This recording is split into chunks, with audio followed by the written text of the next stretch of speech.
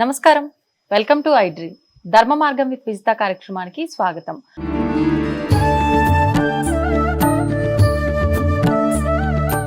నమస్కారం అండి. జై శ్రీరామమ్మ. హనుమాన్ చాలీసా చెప్తూ ఉంటారు పెద్దవాళ్ళు, చిన్నపిల్లలప్పటి నుంచే ఒళ్ళో కూర్చోబెట్టుకొని కథలు చెప్పే రోజుల నుంచే కూడా ఏ భయం వచ్చినా, అంటే ఏమి మీకు భయంగా అనిపించినా, ఏ క్షణంలో మీకు ఇబ్బందిగా అనిపించినా వెంటనే హనుమాన్ చాలీసా చదువుకోండి, లేదు అంటే కనీసం జై హనుమాన్ అనుకోండి, జై శ్రీరామ్ అనుకోండి, ఖచ్చితంగా మీకు ఆ ఇబ్బంది తొలగిపోతుంది, ఆ భయం నుంచి మీరు విముక్తులు అవుతారు అని చెప్పి అంటూ ఉంటారు. ఈ మధ్యకాలంలో హనుమాన్ చాలీసా పారాయణం కూడా చాలా మంది చేస్తున్న వాళ్ళని చూస్తున్నాము. ఖచ్చితంగా ఆలయంకి వెళ్ళినా మనకు అక్కడ హనుమాన్ చాలీసా రాసి ఉంటుంది, కాసేపు కూర్చొని మనం చదువుకొని రావాలి అని చెప్పి చెప్తూ ఉంటారు. అసలు ఎందుకు చదవాలి హనుమాన్ చాలీసా? చదవటం వల్ల వచ్చే ఫలితం ఏంటి? జై శ్రీరామ్. శ్రీరామభద్రాయ నమః. హనుమాన్ చాలీసా. చాలీసా అంటే 40 చౌపాయి అని అంటారన్నట్టు. దానికంటే ముందుగా ధ్యాన శ్లోకాలు ఉన్నాయి. మొట్టమొదటగా ఈ హనుమాన్ చాలీసా చేయడం ద్వారా మీరు ముందుగా అడిగినటువంటి ప్రశ్నకి, అందరికీ సమస్య నిద్ర సమస్య అండి. ఈ రోజు కాలంలో రాత్రంతా మేల్కొంటున్నారు, ఉదయం అంతా పడుకుంటున్నారు. అలాంటి వారికి ప్రధానంగా హనుమాన్ చాలీసా. మీరు రాత్రి పడుకునే ముందు హనుమాన్ చాలీసా చేసుకోండి, ఉదయం లేవగానే హనుమాన్ చాలీసా చేసుకోండి. ఒక 2 మాసాలు అంటే 2 నెలలు ఎవరైతే కంటిన్యూగా, అంటే వినడం కాదు చదవడం, అందరూ కూడా వింటే కూడా విశేషం, మీకు సమయం లేకుంటే వినండి, చదవడం ద్వారా విశేషమైనటువంటి అనుగ్రహం లభిస్తుంది, గురువు అనుగ్రహం లభిస్తుందండి. కలియుగంలో ఎవరు గురువో ఏంటిదో మనకు ఎవరిని ఆశ్రయించాలని తెలుస్తలేదు. హనుమంతుడే గురువు. అందుకనే తులసీదాస్ గారు ఈ హనుమాన్ చాలీసాను ఎవరు రచించారు అంటే తులసీదాస్ గారు రచించారు. వారి యొక్క జన్మ వృత్తాంతం చాలా విశేషమైనటువంటిది. కాశీలో తులసి ఘాట్ అని కూడా ఉంటుంది. మనకు 84 ఘాట్స్ ఉంటాయి అక్కడ. ప్రధానంగా తులసి ఘాట్ అని ఉంటుంది. శ్రీ గురు చరణ సరోజరజ నిజమన ముకుర సుధారి వరనౌ రఘువర విమల యశజో దాయక ఫలచారి బుద్ధిహీనతను, అంటే బుద్ధిహీన ఎన్నో జన్మలలో అనేక ఇంద్రియాలు దాడి చేయడం ద్వారా ఈ తనువు వచ్చింది. బుద్ధిహీనతను జానికే సుమిరో పవన కుమారు బల బుద్ధి విద్యాదేహి మోహి హరహు కలేషు వికారు. శ్రీ గురు చరణ సరోజరజ నిజమన ముకుర సుధారి. గురు చరణాలను ఆశ్రయిస్తున్నాను అని తులసీదాస్ గారు హనుమంతుని ప్రార్థించారు. దీని అర్థం చెప్పుకుంటూ వెళ్తే చాలా విశేషంగా ఉంటుంది. అలాంటి హనుమాన్ చాలీసా జయ హనుమాన జ్ఞాన గుణ సాగర జయ కపీశ తిహులోక ఉజాగర రామదూత అతులిత బలధామ అంజని పుత్ర పవన సుతనామ అని అన్నారు. ఆ హనుమంతుణ్ణి ఆరాధన చేయడం ద్వారా మనకు ప్రధానమైనటువంటిది మానవుడికి జ్ఞానం ఉండడం ద్వారా శాంతి అనేటువంటిది లభిస్తుంది. ఈ హనుమాన్ చాలీసాను పఠించడం ద్వారా యహ శతవార పాఠకర కోయి చూటహి బంది మహాసుఖ హోయి. ఎవరైతే 100 సార్లు పఠిస్తారో యహ శతవార పాఠకర కోయి చూటహి బంది మహాసుఖ హోయి, అన్ని బాధలు తొలగిపోయి తన యొక్క కార్యాలన్నీ కూడా సిద్ధిస్తాయని చాలా మందికి ప్రత్యక్ష ప్రమాణం. నాకు జాతకం తెలియదండి, మాకు నక్షత్రం తెలియదు, మాకు ఇప్పుడు ఏ దశ నడుస్తుందో తెలియదు. ప్రధానంగా అన్ని గ్రహాలలో శనైశ్చరుడు చాలా విశేషమైనటువంటి గ్రహం, కర్మ ఫలప్రదాయకుడు. ఆయన బాధల ద్వారా ఏమిటి అంటే ప్రధానంగా మనకు తెలియకుండా అనేక ఇబ్బందులు జరుగుతూ ఉంటాయి. ఆరోగ్యాన్ని ఆయుష్నిచ్చేటువంటి వాడు కూడా శనైశ్చరుడే అన్నట్టు.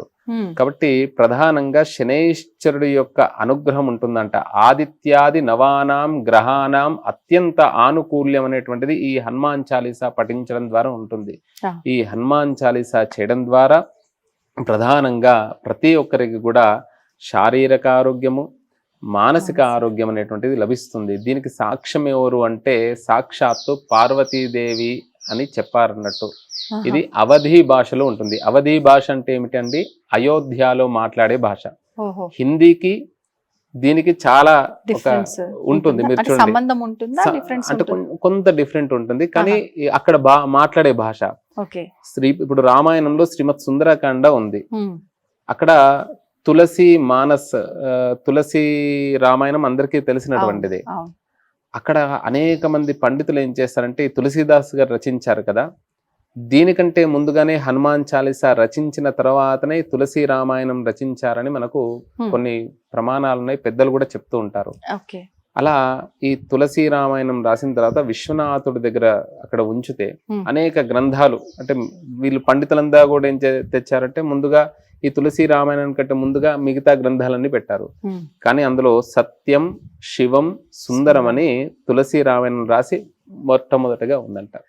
అలాంటి గొప్పనైనటువంటి క్షేత్రంలో సాక్షాత్తు విశ్వనాథుడే విశ్వేశం మాధవం డుండిం దండపానించ భైరవం వందే కాశీం గుహాం గంగాం భవానీం మణికర్ణికం. విశ్వనాథుడే సత్యం, శివం, సుందరం. ఒక పాట కూడా ఉంది కదా, ఇది సత్యమైనటువంటిది, ఇది శివమైనటువంటిది, ఇది సుందరమైనటువంటిది, ఇది ప్రమాణము అని చెప్పారంటో.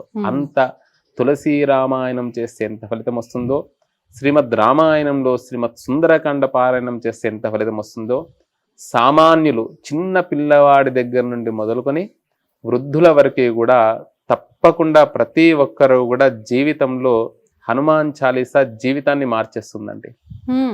ఖచ్చితంగా జీవితానికి మలుపు తిప్పుతుంది హనుమాన్ చాలీసా చేయడం ద్వారా.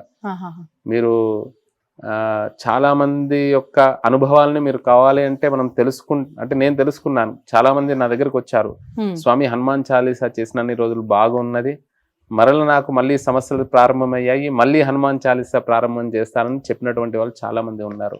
అంటే ఇది అంటే నియమ నిష్ఠలతో చేయాలా, కుదిరినప్పుడు ఏమీ లేదమ్మా, స్నానం చెయ్యక ముందు కూడా చేయొచ్చండి. నోటికి వస్తే అన్నం తినే ముందు చేయవచ్చు, పడుకునే ముందు చేయవచ్చు, నిద్ర భూత పిశాచ నికట నహియావై మహావీర జబ నామ సునావై నాసైరోగ హరై సబ పీరా జపత నిరంతర హనుమత వీర జై జై జై హనుమాను గోసాయి కృపాకరో గురు దేవకి నాయి. చూడండి, గురు శబ్దం వచ్చింది. ఆయన కలియుగంలో ఎవరిని మనం ఒక్కొక్క గురువు ఒక్కొక్క విధానంగా మారుతూ ఉంటారు. ఈ కలియుగంలో ఒకే ఒక గురువు అండి, హనుమంతుల వారు. ఆ గురుదేవుల్ని పట్టుకుంటే జై జై జై హనుమాను గోసాయి కృపాకరో గురు దేవకి నాయి యహ శతవార పాఠకర కోయి చూట ఇబంది మహాసుఖ హోయి అని చెప్పేసి ఆయనను ఆరాధిస్తే అద్భుతమైనటువంటి ఫలితాలు ఉంటాయండి. జయ హనుమాన్ జ్ఞాన గుణ సాగర జయ కపీశతి హులోక ఉజాగర రామదూత తులిత బలధామ అంజని పుత్ర పవన సుతనామ ఆయన పేర్లు అండి. చూడండి ఎన్ని ఇందులో అన్ని బీజాక్షరాలు వేశారండి, తెలియకుండా అందరూ పలికే విధానంగా. ఇప్పుడు రామాయణంలో సుందరాకాండలో పలకలేరు, ఒక్కొక్క అక్షరం కింద 4-5 ఒత్తులు ఉంటాయి, కష్టం చాలా. దుష్కరం నిష్ప్రతిద్వందం చికీషన్ కర్మవానరః సముదగ్ర శిరోగ్రీవ గవాం పతిరివా బభౌ.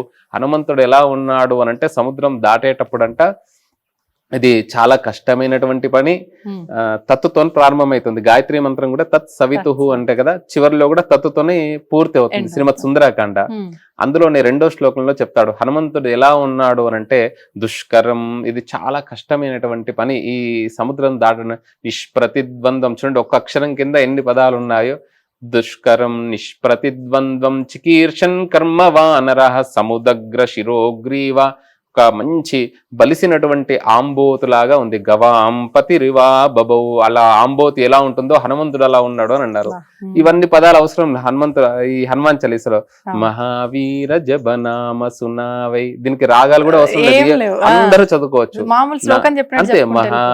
పదాలు లాగానే మహావీర జబనామ సునావై నాసై జయ హనుమాన్ జ్ఞాన గుణ సాగర జయ కపీశతి హులోక ఉజాగర రామదూత తులిత బలధామ అంజని పుత్ర పవన సుతనామ మహావీర విక్రమ భజరంగి కుమతి నివార సుమతి కేసంగి కంచనవరణ విరాజ సువేష కానన కుండల కుంచిత కేశ हाथ वज्र औध्वजा विराजे कांथे मूंज जनेवु साजे शंकर सुवन केसरी. కేసరి నందుడనట, అంజనీ దేవి పుత్రుడు కదా కేసరి.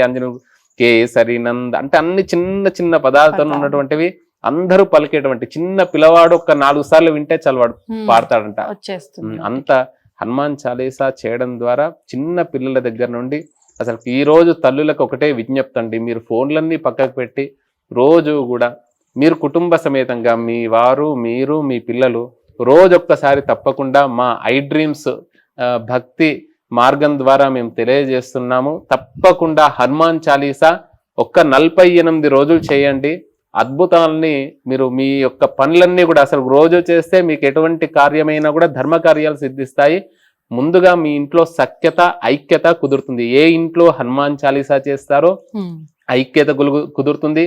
10 సంవత్సరాల పాటు హనుమాన్ చాలీసా చేసినటువంటి వారి ఇంట్లోనంట అన్నపానాదులకు లోటు ఉండదంట. ఎవరొచ్చినా కూడా అన్నం పెట్టేటువంటి శక్తి లభిస్తుందంట. అలాంటి హనుమంతుడు కలిగిస్తాడంట. ఆచంద్రార్కము సూర్యుడు చంద్రుడు ఉన్నంతకరం వంశము గోత్రం అభివృద్ధి అవుతుంది. మీరు తిరుమలకి వెళ్ళండి, హనుమంతుడి దర్శనం.